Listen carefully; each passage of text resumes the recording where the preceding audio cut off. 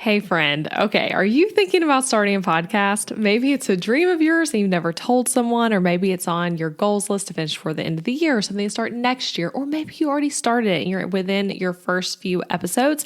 If so, if you fit any of that, this episode is created for you.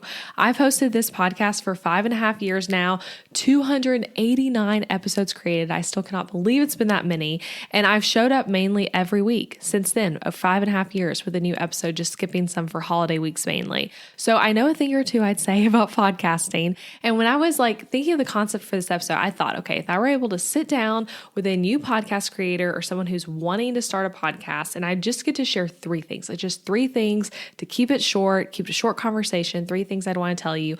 These were the three things I decided I'd want to say. So this is not a how to start a podcast type of episode, but instead things to focus on and things to do and think about as you start your show, particularly things that I have seen other podcasters I've helped struggle with and things that I also dealt with when I first started my show 5.5 years ago.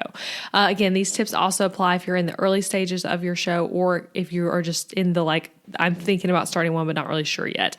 And a fun thing, you're actually going to get to hear a little clip from my very first episode of this podcast in this episode. So anyway, I'm excited about this. Let's get to it.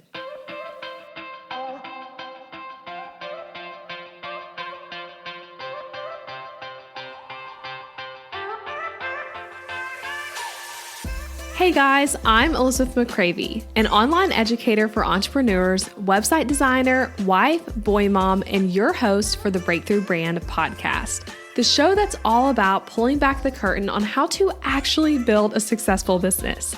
I don't skim the surface around here. If you want to dive deep into the nitty-gritty details of what it takes to run a sustainable business that fits your unique lifestyle while standing out in a crowd, then you are in the right place. I created a multiple six-figure a year business in my early 20s, and now in my 30s, I'm still running that successful multiple six-figure a year business on just part-time hours now as a working mom. I'm here to share everything I've learned and everything I'm still learning because I believe that the keys to building a thriving business should never be a secret. Here you'll find episodes that are actionable, direct, and fun, like friends chatting business over coffee, and a fresh, honest take on the reality of being an entrepreneur. If you're ready to master online marketing, website design, personal branding, mindset, time management as a busy parent, scalable and passive income, and business strategy, then this is the podcast for you. It's time to build your breakthrough brand. Let's do this. All right, my 3 tips for new and upcoming podcast creators. These are in no particular order, which is kind of the order I thought of them. So tips for you. Let's talk.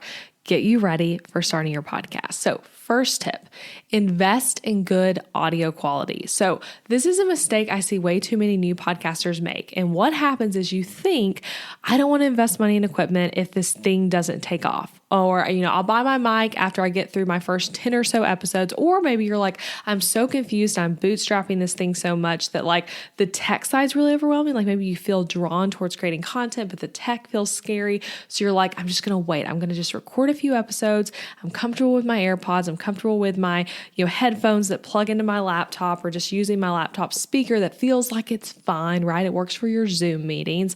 And you're like, I will figure out the audio situation later. So that's a bad plan. Okay. I promise you it is a bad plan. And again, this is a huge mistake I see new podcasters make, because if your audio quality is bad, if we can't hear you well, if it's fuzzy, all that kind of stuff, it does not matter how good the content is. People are not going to want to listen to it. And yes, I'm sure you will have some people who still say, I really am so interested in your podcast. I'm going to listen.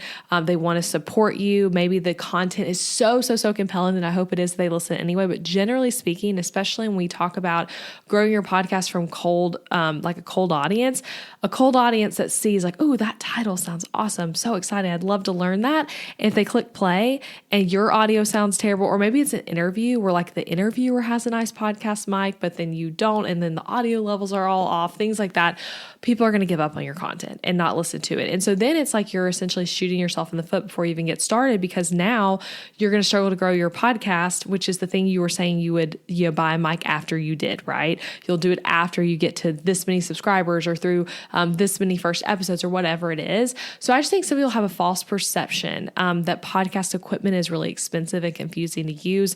I feel like I thought that actually when I think back to, again, like 6 years ago from when I like started thinking about doing a show.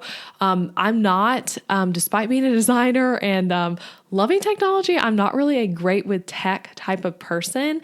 So it was a little intimidating to me as well. But what I ended up finding out is that the equipment, it does not have to be a huge investment. It can actually be super, super easy to use. So my mic that I'm using right now to record this episode with, and that I started my show with 5.5 years ago, was around $60 on Amazon. It's absolutely wonderful.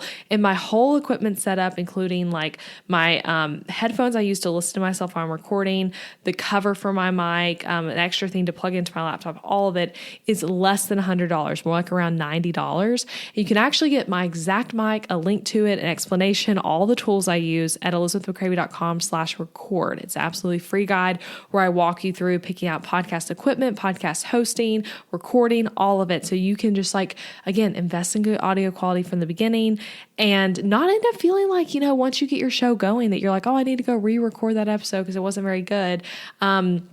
In the audio quality, you can just start from the beginning with high quality. So again, that's elizabethmccravey.com/record for that free guide. So anyway, even if you're not all in on your show, but you have decided to start, like you've decided, okay, I'm going to start a podcast. I don't know if I'll keep doing it. I would just say invest in the audio quality. And if you do quit the show, just to kind of like, if you want to think like me, you're like worst case scenario, okay? If you do end up quitting your show, which I hope you don't, but it can happen, right? Then you can use your microphone for other things in your business, like being a guest on other people's podcasts, guest speaking, making your meetings with your clients higher quality by you having a microphone. Maybe you get into YouTube and you use the microphone for that. I mean, whatever it is, a nice microphone when you have a like work from home online business is like honestly never going to be a bad investment, especially when it's like $60 like my mic is. Okay, so that's number one. Invest in good audio quality and don't like ignore the advice of just getting it out there with whatever you have. Like make the audio quality good so that your content can be heard well and consumed well versus people turning it off because they don't like the quality of audio. Okay, second tip, and this kind of relates to it, but get over how you sound and just get the podcast out there. Oh, okay. So just about every new podcaster, okay? I mean, there's some exceptions, I'm sure, but generally speaking, just about every new podcaster is going to be self-conscious about their voice and how they sound. And you'll likely say more need to start over more often. You may have a strange cadence to your voice or sound like you're really, really reading a script. You may take strange pauses. I mean, there's so many different things that when you are developing this new skill of talking into a mic alone or interviewing someone you don't know very well, I mean, right? These are like huge skills you're learning as a podcaster, but you might not sound great. Okay. That's fine. And I just want to tell you that you do not need to have a perfect radio voice to have a successful podcast, and your voice confidence with your show will grow over time. And when I say over time, I mean like within your first 10 episodes, you will exponentially improve if you focus on it. I actually have a course, many of you guys know this, but on podcasting that's all about how to start and grow a podcast. It's called Podcast Success Blueprint. But within that course, I actually have a whole lesson all about developing your podcast voice. And it has been a favorite among students, whether it's like they're starting their podcast for the first time or they've had their show a while and they've never really put much thought into this. But that lesson, if you join the course, will be super helpful and one that I would recommend watching before you like do any recording for your show. But it basically, like in that lesson, I emphasize that like your delivery does matter. Here's ways to like think about this and practice it well and just things to know, especially when it comes to, I just said, I'm going to start thinking about it more, but with filler words and things like that, how to like overcome those and reduce them, editing out things as needed, all of that kind of stuff. So anyway, that's a helpful lesson. And I want to say, I think your delivery does matter, but again, it's something that truly does grow over time with practice. And however you think my voice voice sounds now. I feel like I have a decent podcasting voice, but it did not sound that way in my first few episodes. My voice sounded a lot different. I talked in a different cadence. I definitely sounded more nervous. And in fact, to show you what I mean exactly, here's a few seconds from me talking on my very first podcast episode of this podcast. Yep, episode 1, which you can still find and listen to. So when I released this show, let me explain a little bit, then I'll play the clip. When I released this show, again, 5.5 years ago, I released 3 episodes all at once. This was one of the first 3. And this is why I sounded like 280 something episodes ago while reading a script that I wrote, reading it pretty intensely. And this was probably my second or third tape of what I'm saying here. But I want to play this for you so you can hear what I sounded like when I started on a podcast. And for those of you I don't know yet, to make a connection as well. For some of you listening, you followed along with me for a while. Maybe you're a blog reader or a friend on Instagram or someone who is with me in real life in Nashville. And if that's you, then you'll probably know parts of this story, but certainly not all of it.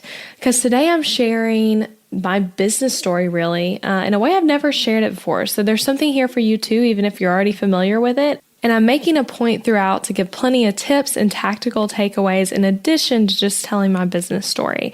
So for meeting for the first time, I'm so pumped you're here, and I'm excited to serve you with content for your business and life.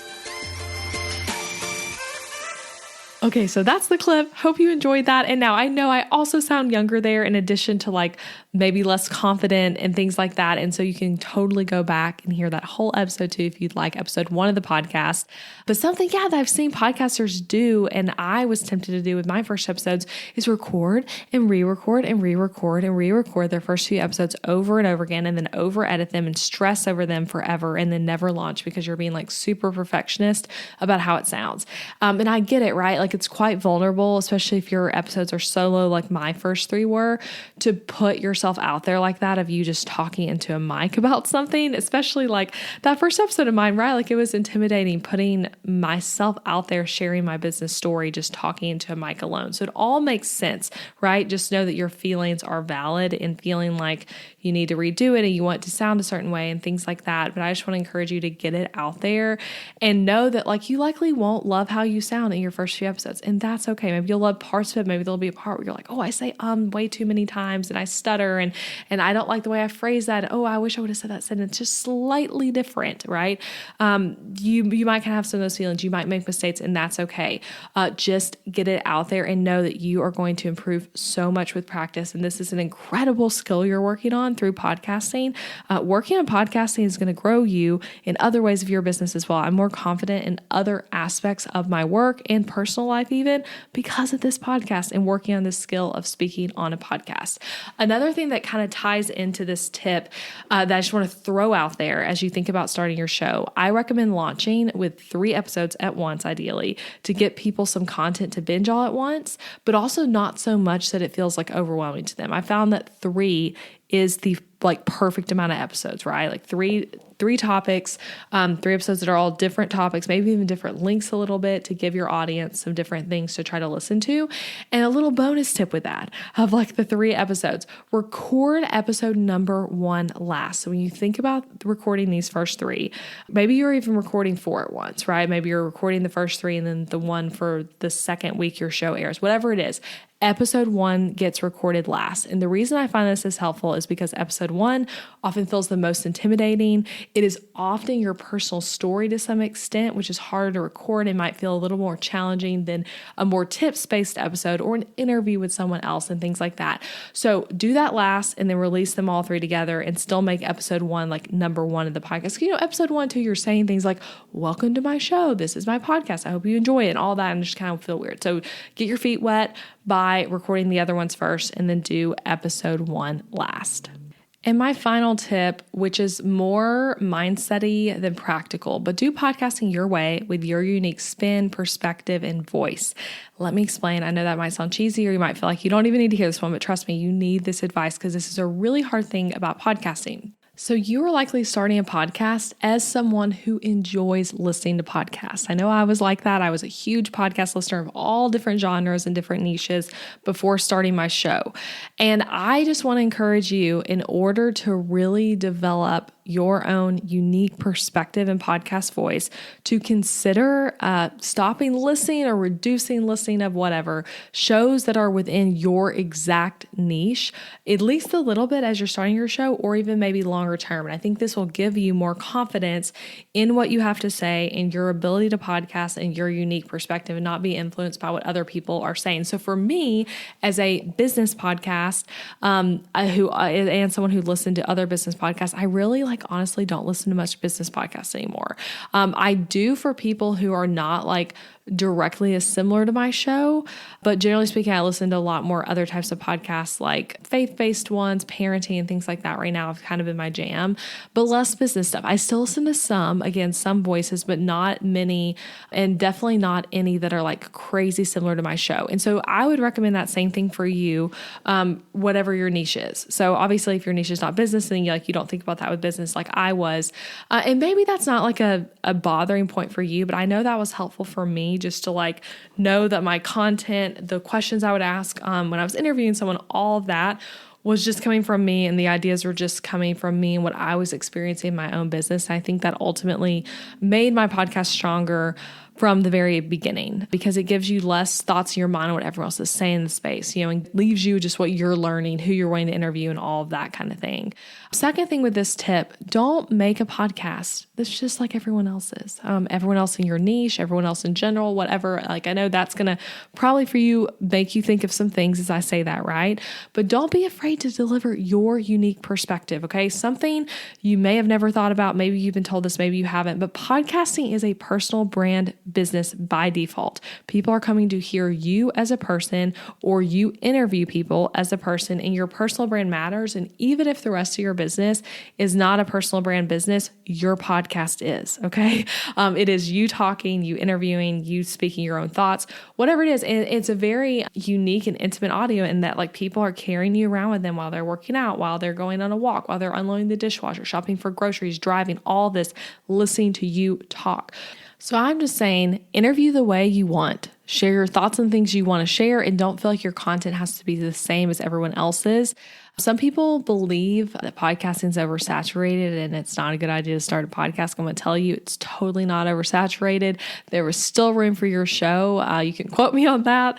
I truly believe audio is the medium of the now and the future. I would even just point to, and you can kind of do a quick Google search on this, but how big audiobooks have grown and are continuing to grow. As an example, Harry Potter, that whole book series is being re-recorded in a new audiobook. There's always been audiobook for a while, but they're re-recording it with a full cast and all the bells and whistles of music and making it a fully immersive audio experience. And that's for, audiobooks are doing that for all the Harry Potter books. But audiobooks are growing, podcasts are continuing to grow too. And as podcasts continue to grow, more and more people of all ages are discovering the wonders of listening to podcasts. And maybe there's someone, I hear this all the time from people, they never listened to a podcast before, and then something out there, maybe discovering something on YouTube or TikTok or talking to a friend, word of mouth, they end up getting really into podcasting and discovering more shows, finding your show maybe, and enjoying podcasting. So anyway, podcasting is not oversaturated. There's room for you, especially if you are going to show up and share from your own unique perspective. And a cool thing too, this a little side note here, podcast SEO is always growing and improving, making it easier and easier for people to find you straight from your podcast. So just know you do not need an audience already to have a successful show. With the right topics, getting niche, using search engine optimization, sharing your own perspective, and focusing on things like great audio, like we just talked about, people can find you straight up on their podcast app or on Google, and then start listening to your show. Get invested. They download some episodes, they start listening, they connect with you. They're like, oh, they start binge listening to all your past content, whatever it is. And then they come to you for other things like purchases. And I know this is so true for me and my typical patterns as a podcast listener. And I see it all the time from my customers.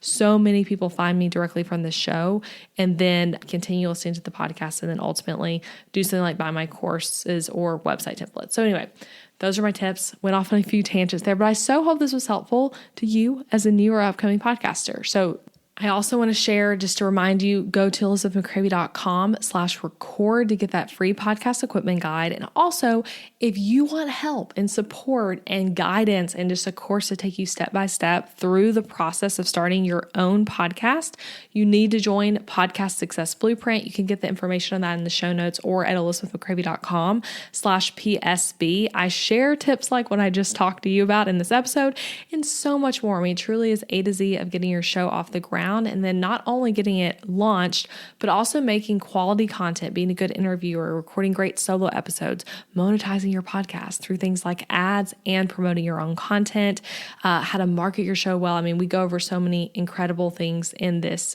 course. There's also a Facebook group with it to get support from myself and other community members in that way. So anyway, elizabethmccravy.com/PSB. And let me recap those tips for you real fast. So number 1 was to invest in good audio quality from the get-go. Number 2, get over how you sound and just get the episodes out there. Just publish them. Stop overthinking it. Number 3, do podcasting your way. Share your unique spin on things, your own perspective and voice. All right, that's it, friends. I hope this was so helpful, and I'll be back next week with another episode. Bye, guys. Thank you so much for listening to the podcast today. I hope you got so much value from this episode. If you're a fellow podcaster or you hope to start a podcast in the near future, then you need to check out my program, Podcast Success Blueprint. This course is truly podcasting from A to Z. I cover all the getting started steps like naming your show, creating intros and outros, cover art design, and all things podcast tech. And that's where most podcast courses stop. But Podcast Success Blueprint is literally just getting started at that point. You'll go on to learn things like how to create successful solo episodes and interview episodes, how to market your podcast and grow your listeners, how to create streamlined systems so that your podcast does not take over your life, how to make real money from your show. Yes, real money from your podcast, one of my absolute favorite modules. And we even dive into things like guesting on other podcasts to grow your business and hiring a team to help you manage your show. Yes, it is beyond the basics, and I'm teaching you everything you need to know to grow a successful show that is the top of funnel marketing strategy for your business.